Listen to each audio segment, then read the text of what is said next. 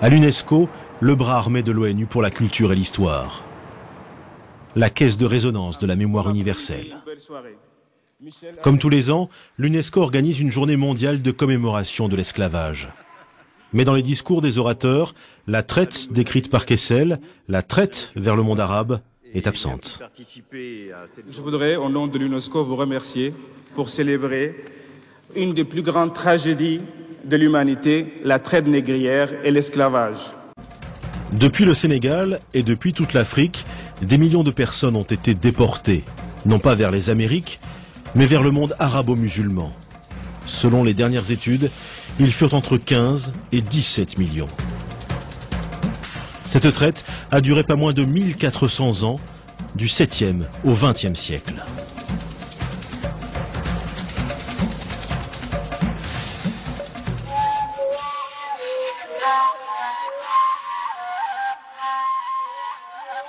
Une traite pourtant réduite à quelques légers pointillés sur la carte de l'UNESCO.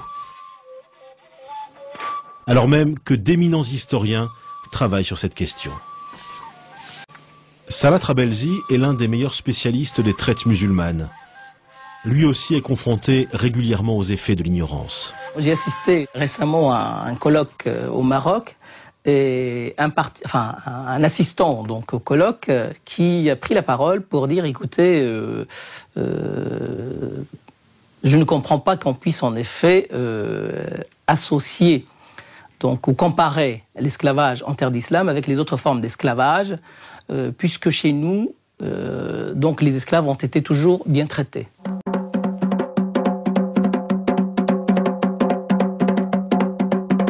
Pourquoi le monde, l'Europe, les Arabes, ont-ils voulu oublier cette histoire ?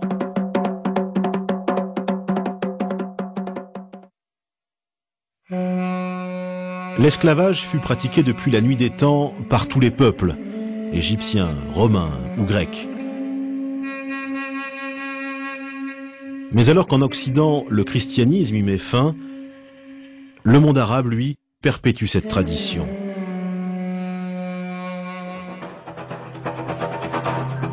Au 7e siècle, tout s'accélère avec l'arrivée de l'islam et les conquêtes des troupes musulmanes qui contrôlent rapidement de larges territoires.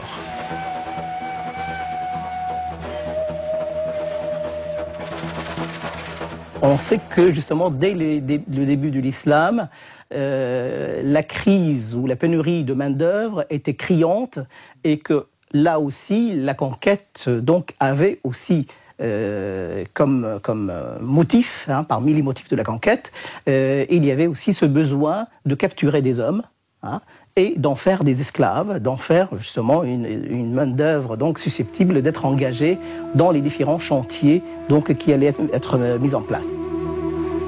À partir du 7e siècle, dans l'ensemble du monde musulman, les esclaves sont très vite omniprésents. Leur place est même plus importante qu'on ne l'a longtemps pensé. Loin des clichés sur les courtisanes ou les serviteurs des sultans.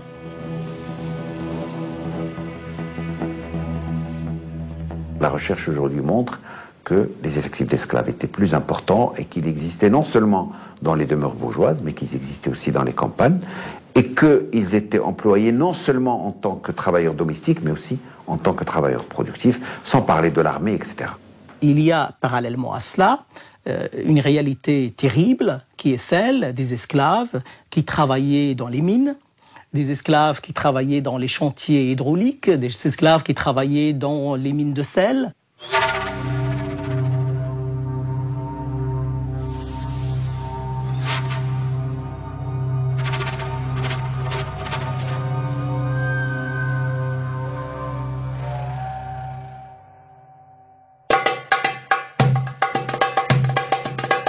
Avec le développement de l'empire arabo-musulman, la traite s'organise. Comme la traite atlantique, elle est affaire de professionnels.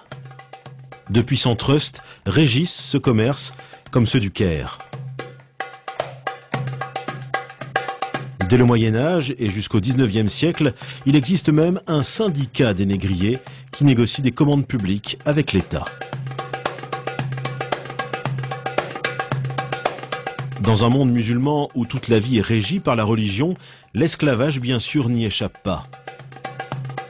Le Coran recommande, certes, de n'être pas trop dur avec les esclaves, mais il autorise cette pratique. L'esclavage n'est pas justifié du fait de la religion, mais la religion légifère sur l'esclavage.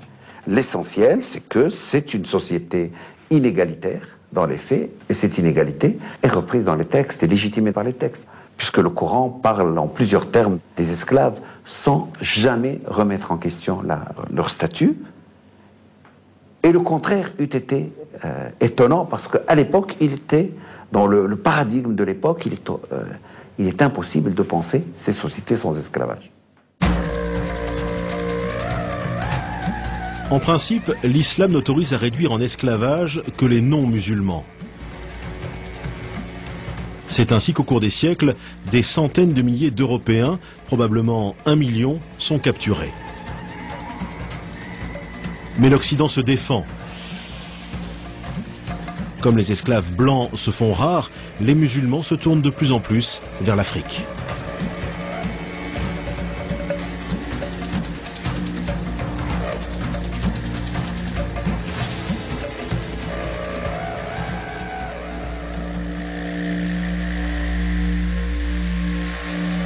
En Afrique, de nombreux Noirs sont musulmans.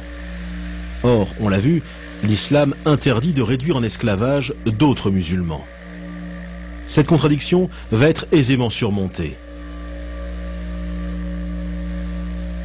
À mesure que le continent noir devient le principal réservoir d'esclaves, se développe un racisme qui justifie l'esclavage, comme dans la traite atlantique en somme. Il faut dire que bien avant que les chercheurs européens de l'anthropologie physique n'élaborent au XIXe siècle les théories raciales et fantaisistes que l'on sait, dans le monde arabe, on avait déjà figé dans le temps et de manière presque irréversible l'infériorité de l'homme nègre. Et cela par des érudits qui étaient respectés et très écoutés comme Ibn Khaldoun. Ibn Khaldoun, grand lettré du XIVe siècle, qui pourtant écrit « Les seuls peuples à accepter l'esclavage sont les nègres, en raison d'un stade inférieur d'humanité, leur place étant plus proche du stade animal. » Il est sûr qu'il y a, et là justement j'ai montré qu'il y a beaucoup de qualificatifs, beaucoup toute une vision du noir, de l'esclave, comme un être inférieur, etc. Il y a plusieurs termes en arabe. Pour dire esclave, on dit abd. On va dire ghulam, zinji, on va dire aswad. Alors, ce qui est intéressant, c'est que le terme de aswad veut dire noir. Hein? Zinji va également s'appliquer aux noirs issus de la région, donc de l'Afrique orientale. Donc, on va progressivement assister à ce que la connotation régionale ou ethnique devienne l'équivalent d'esclave. Hein? Et encore aujourd'hui, dans les sociétés maghrébines, à titre d'exemple, dans le sud de la Tunisie, plutôt que de dire noir, on dit un esclave, on dit abd. Au nom de ces théories, l'Afrique connaît 14 siècles de chasse à l'esclave. Des attaques menées par des soldats dans le cadre de guerre ou par des bandes armées aux ordres de marchands. Ces attaques, bien sûr, sont d'une violence inouïe. C'est le feu qui est mis dans les cases. C'est des attaques frontales, bien sûr, contre des populations démunies de défense. Et bien sûr, par la suite, bien sûr, c'est un arrachement donc de ces personnes à leur famille, à leur pays. Pour capturer un esclave, les assaillants tuent en moyenne 2 ou 3 personnes. Et dans les villages, il y a une marchandise que l'on recherche particulièrement. En tant que marchandise, bien sûr, l'enfant donc est plus à même d'être réadapté, d'être acculturé, d'être maîtrisé, hein, alors qu'un adulte, il aurait tendance à ne pas accepter sa servitude.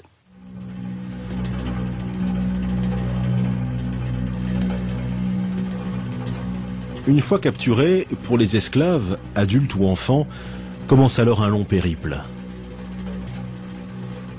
Pendant plus de 1400 ans, la traite suit quasiment les mêmes chemins.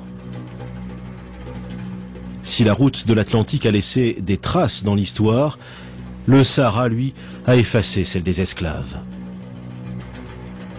7 millions de personnes y auraient transité sous la conduite de négriers appelés des galabes, des bouviers. On ne distingue pas les esclaves des troupeaux d'animaux. La traversée du désert vers le Maghreb ou le bassin du Nil dure d'1 à 3 mois dans des conditions terribles.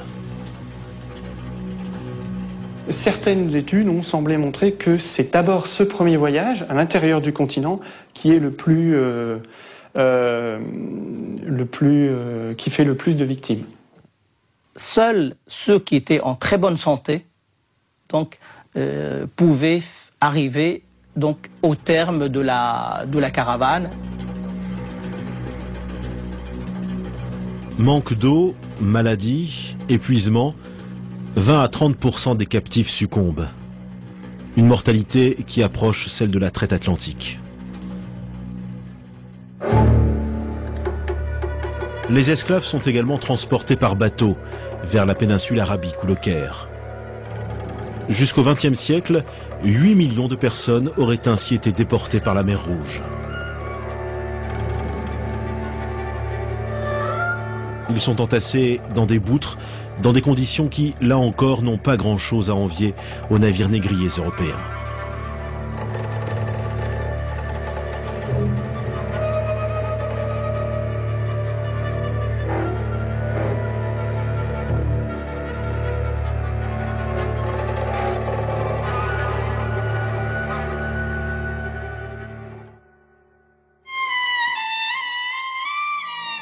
Les survivants arrivent vers les marchés aux esclaves du Caire, de Bagdad, d'Istanbul, de la Mecque ou de Tombouctou.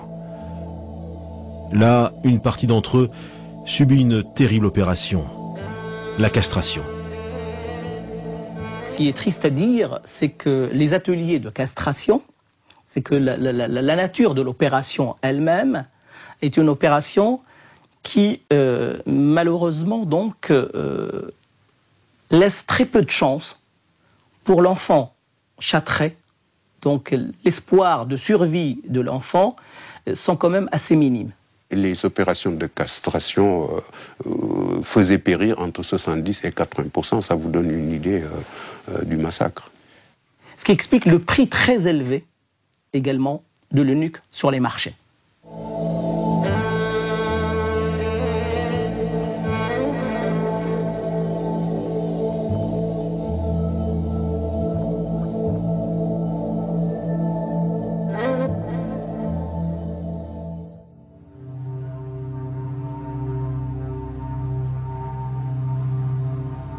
Malgré sa cruauté, la traite orientale a duré jusqu'au début du XXe siècle, sans être remise en cause.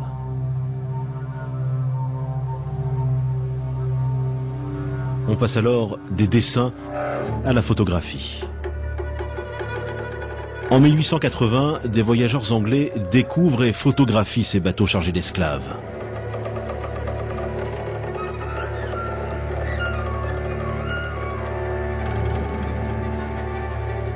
Les bateaux proviennent de l'île de Zanzibar, au large de l'actuelle Tanzanie. Depuis le XVIIIe siècle, ce comptoir arabe est devenu une plaque tournante du commerce. Zanzibar, c'est l'autre Gorée, une Gorée dont on parle peu et que l'on visite rarement.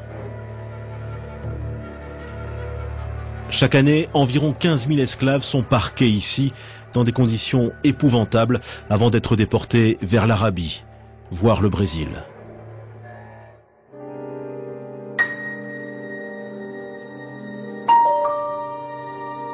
Ces photos prises à la fin du XIXe siècle donnent une idée d'une pratique ancestrale.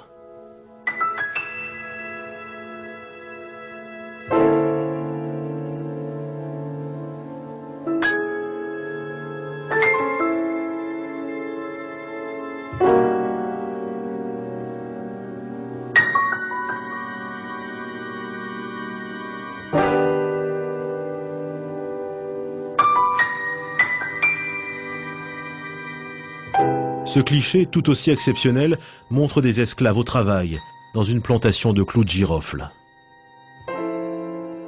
En 1830, 100 000 esclaves travaillent dans les plantations de Zanzibar. Ils sont soumis aux mêmes tâches qu'aux Amériques.